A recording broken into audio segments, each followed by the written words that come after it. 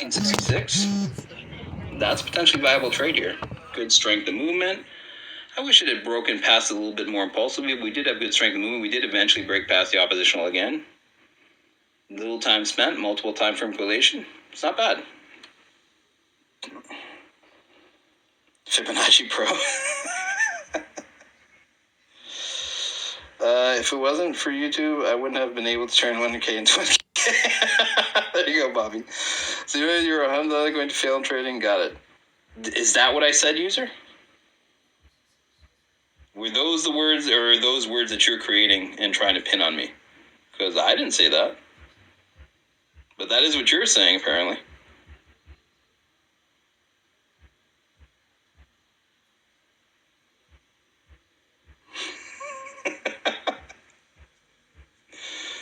Oh, man. What about volume? Well, what about volume? So,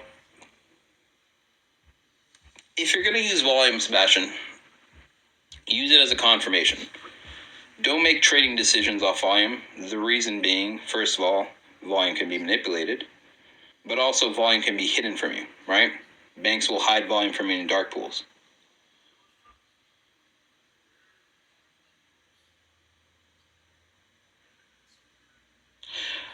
I said, what can you become a professional off of YouTube, user? Dude, I gotta tell you, man, I understand that you think that you're making a point to me. I don't care, dude. If you really are all in on YouTube and you're like, this is my graduate degree, go for it, man. I don't care, dude. It doesn't matter to me. You make no difference to me whatsoever. Go for it. Enjoy. Like, it doesn't matter to me. I don't care. Like, we don't need to belabor the point. Most people got the point. You have a different interpretation. Enjoy, my man. Have a great time. Watch every YouTube video you can. Learn all about support and resistance and Bollinger Bands and LA waves and moving averages, stochastic. Go have a great time with it, brother. Nobody's saying you have to learn to do it properly. You can half-ass it for as much of your life as you want. All right? Nobody's saying you have to do it properly. You can do it any way you wish to. Fair enough? Sound good?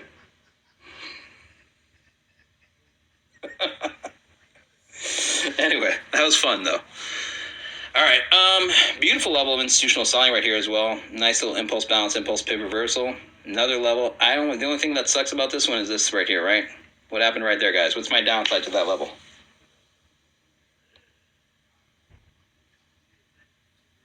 Yes, oh, well then. My name is Bob, user. Do you feel better now? I'll spend on something stupid too. Does Blue say that, Steven? What's my issue with that? Yeah, 100% Rick. I'll do it for you. We can do it next.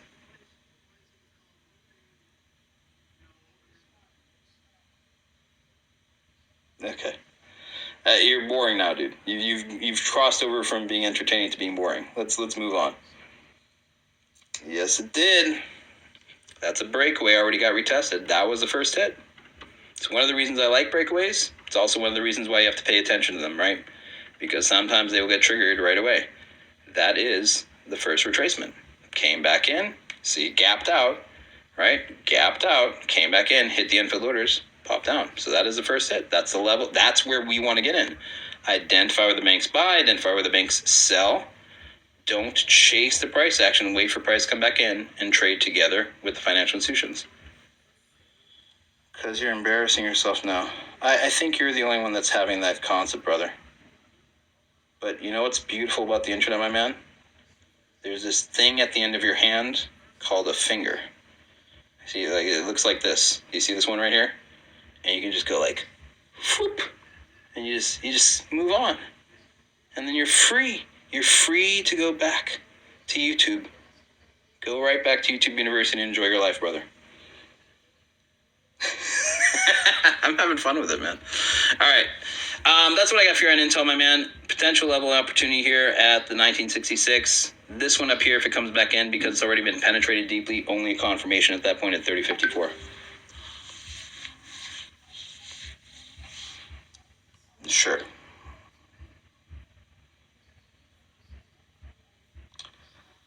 What's next? Bud, you said? BUD? Oh, dude, it's so easy to make fun of people. There's no point. It's fine. Enjoy, my man. Enjoy having a good time with your trading. Go for it.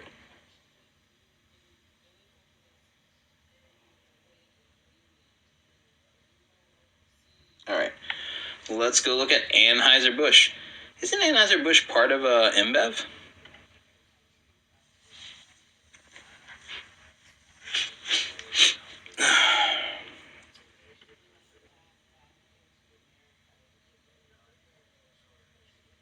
It is, right?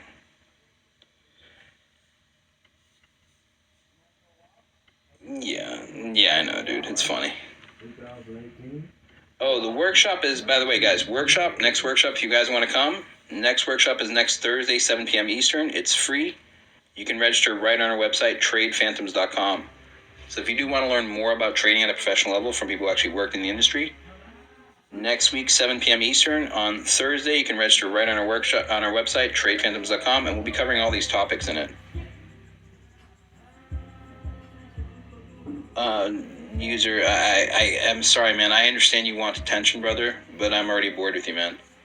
If you don't know federal law, that's okay, man, but we're done. Like, I'm not engaging with you anymore. You've bored me. You've crossed over to being boring, brother. So if you want to register for it, we'll be doing a deeper dive in all these topics. On the workshop, guys, we'll be getting into how the markets really work, how we identify institutional order flow, where the banks buy, where the banks sell, how professionals trade, right? By identifying order flow. How to how to use leverage properly so you can reduce what is happening here? There we go. Use leverage properly so you can reduce the amount of capital you're trading with, reduce your risk, generate higher return. How to trade in all market conditions, whether the market is bullish, bearish, or consolidating. Very important to learn how to trade in all conditions. The difference between all the different asset classes, stocks, options, futures, forex, crypto, what they're best suited for, and trading for income versus wealth management. So we'll teach you a lot more about trading at a professional level. It's free, costing nothing but some of your time, and you can see what trading is like. See if you actually want to pursue it. You'll learn a lot more about how professionals trade. Cool, man.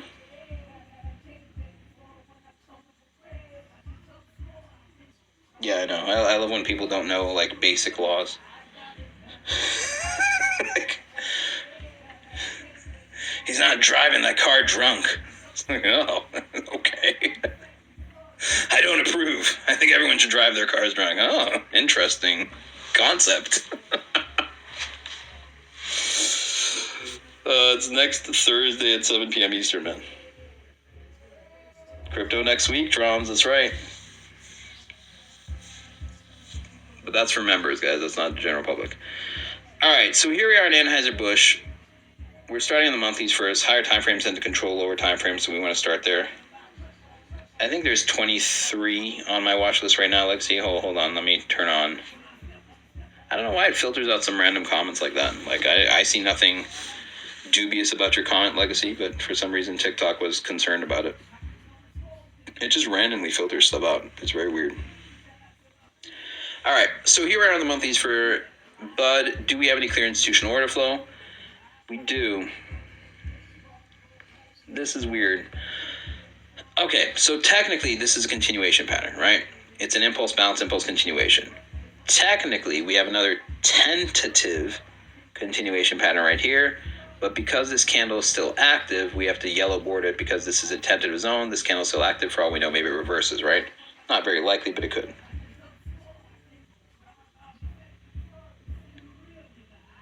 No, user. See, the thing about, like, even the crypto focus is it's just an addendum class, because crypto is in some ways simpler, in some ways complex, but really the main things that are more complex about crypto are understanding what to avoid in crypto, is not so much the actual trading aspect of it. We'll be talking about some of the pitfalls and things to avoid and stuff like that, but we'll be teaching you how to trade it specifically. But it's really just doing a further dive into how to specifically apply Essentials concept into crypto, because really that's all you really need to be focusing on for crypto market space, in my opinion. Obviously always in our opinion, right? Yeah. Yeah, well, usually when people get, forgive the word, screwed in crypto, it's because they're trading illiquid assets, which they shouldn't be trading, right? Why are you trading an illiquid asset? Those are very easy to manipulate, right? That's the opposite of trading.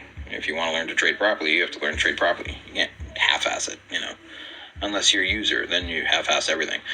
All right, here we are on the monthlies. So beautiful level of institutional selling, beautiful level of institutional buying. I mean, this one's already been hit. This one's already been hit once, twice, 3 times, 4 times, 5 hits to the zone. So super beat up.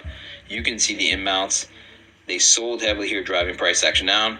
But when this bank sold, did they fill all their sell orders? Well, they couldn't have. If they had filled all of their orders, price wouldn't have gone down. It would have continued to consolidate, right?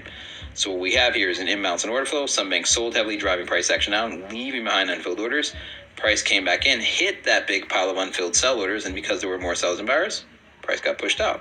Came in again, hit that big pile of sellers, more sellers and buyers, price got pushed out. Came in a third time, price got pushed out. Okay, and now we're in for a fourth time. Really, that looks like that even hit. So maybe 1, 2, 3, 4, 5 hits. So super beat up here. On the buy side, I don't like that we're so close to the supply, but it is what it is. We don't get to choose the zones, and obviously this beautiful level back here. I mean, look at that first hit. Impulse, balance, impulse. Some banks sold, leaving behind unfilled orders. Price came back in, hit that big pile of unfilled orders for the first time. And that's where we look for trades, right, guys? That first retracement, and just beautifully reacted. Look at that, slammed back out. More sellers and buyers, price goes down. That's the whole nature of how we're trading, guys. Identify where the banks buy, identify where the banks sell, buy and sell together with them, right?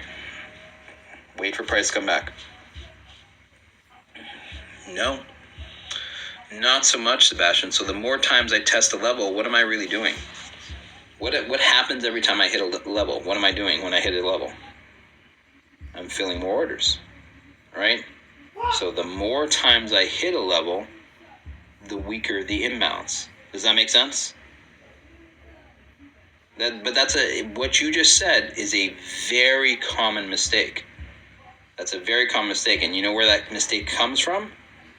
It comes from traditional TA. Because what you're really thinking about is stuff like support and resistance, right?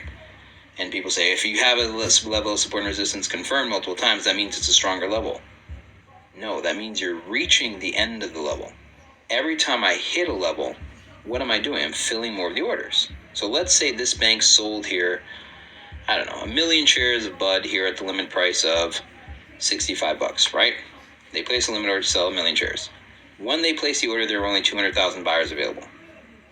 So they filled 1/5 their orders. Price shot away, leaving them with 800,000 unfilled orders. Price comes back in, hits that level. Maybe they fill another 200,000. Now they have 600,000 left. Then they fill another 200,000. Now they have 400,000 left. Then they fill another 200,000. Now they have 200,000 left. Right? So every time I hit the zone, I'm filling more of the orders and I'm weakening the imbalance. Does that make sense? It's like I'm taking bites out of an apple. If I keep taking bites out of an apple, eventually there's not going to be any apple left. I'm just going to have the core. And that's why zones will get broken after multiple tests. The best time to enter a trade is the first retest, because the first retest is where we're going to have the largest imbalance in order flow. That's where we have the highest probability of the big pile of unfilled orders, and that's where we have the highest probability of taking a trade that will benefit us, where we're buying and selling together with banks. We're essentially riding their coattails.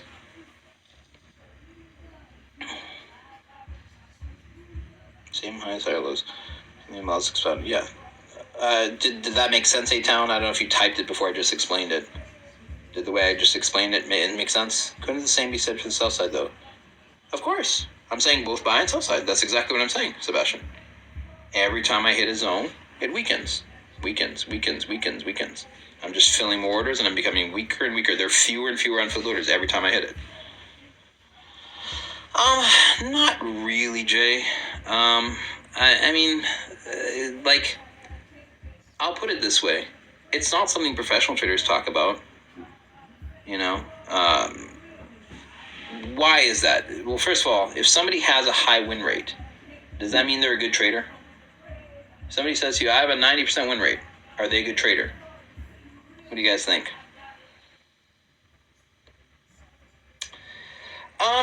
It's very risky, Jackson. So the more times we hit a level, the weaker the imbalance, right? And I can show you different reasons for that. There's other reasons as well. Because you can also get caught in liquidity traps that way. Not necessarily. That's the problem. You don't know. Because you can easily get a high win rate, and this is something that people don't understand. The reason you'll see so many of these, get-rich-quick firms will talk about win rates is because it's not hard to get a high win rate. There you go. Quite. That's exactly the right answer. It depends on how much they win. It depends on their risk-to-reward ratio, right? Like, you guys understand, if you want a high win rate, all you have to do is anytime a trade moves even slightly in your favor, like a penny in your favor, close a trade. And what have you just done? Just put another check under the win column, right? And then move slightly in your favor, another close it. Another. And are you really making money on those winning trades? No, you're not making money on those winning trades. But you are putting another box under the win column. Does that make sense? So what you'll see a lot of times when people talk about, oh, I have a 90% win rate and a 100% win rate, they're usually not profitable. Because they'll have one loss make up for multiple winners, right? One loss takes up multiple winners. Has anybody ever had that? And you might have had this experience in yourself. Because sometimes people will delude themselves into believing that they're getting better at trading with this. Who's ever had this? And to be clear, guys, I've done this before. I remember when I first started trading, where I would go and I'd win like 9 trades in a row. And I'd be like, man, I'm getting better at trading. And then I'd have one losing trade that took up all 9 winning trades. Who's done that? Right? One losing trade that took out all your winners. Now, is that the fault of that losing trade? Well, really, that's the fault of your winning trades. Right? Because you were not taking trades with good proportionate profit targets. Trading is all about reward to risk ratio. Trading is much more about risk management than anything else. I have a friend of mine who wins about 18 to 20% of his trades. If I told you, hey, he doesn't do this, but he's going to let you copy his trades, are you excited to copy his trades? He's an 18 to 20% win rate. What do you guys think? We don't talk about that one.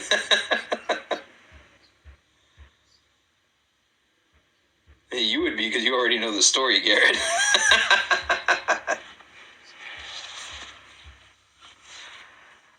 But let's be honest, most people are like, oh, 18 to 20%. That doesn't sound good, right? He's first of all, multi-millionaire. Very successful trader, been trading over 20 years.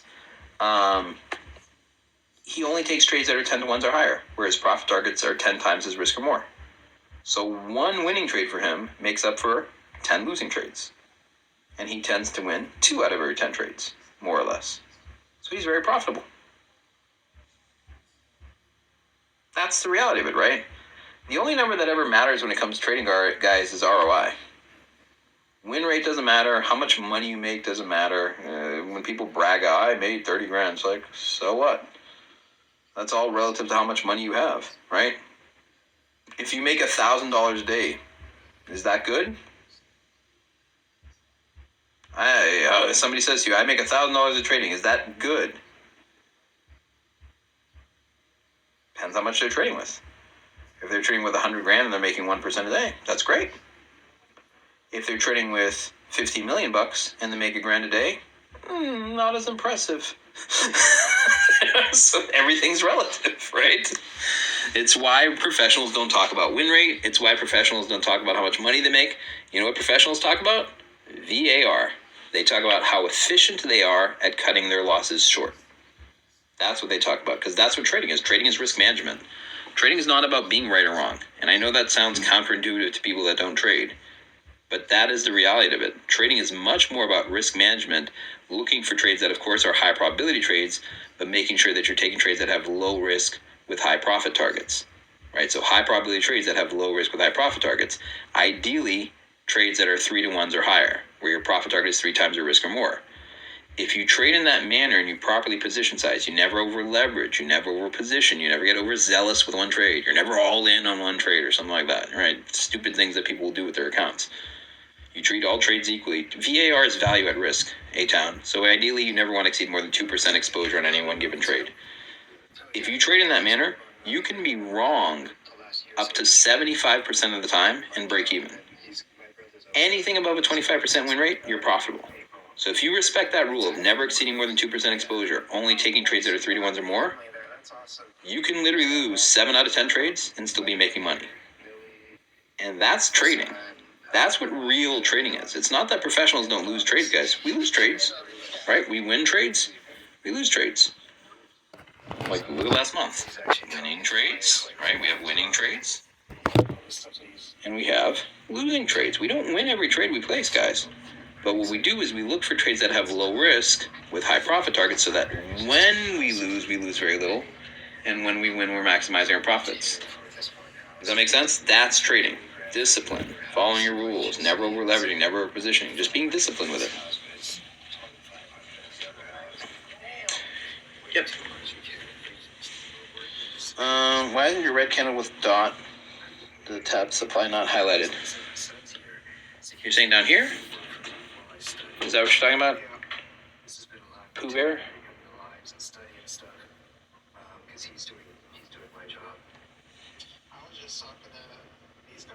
I'm just not sure which one you're referring to because red candle is kind of tough, brother.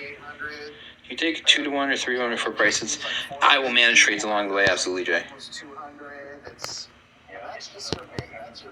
The first red zone. Yeah.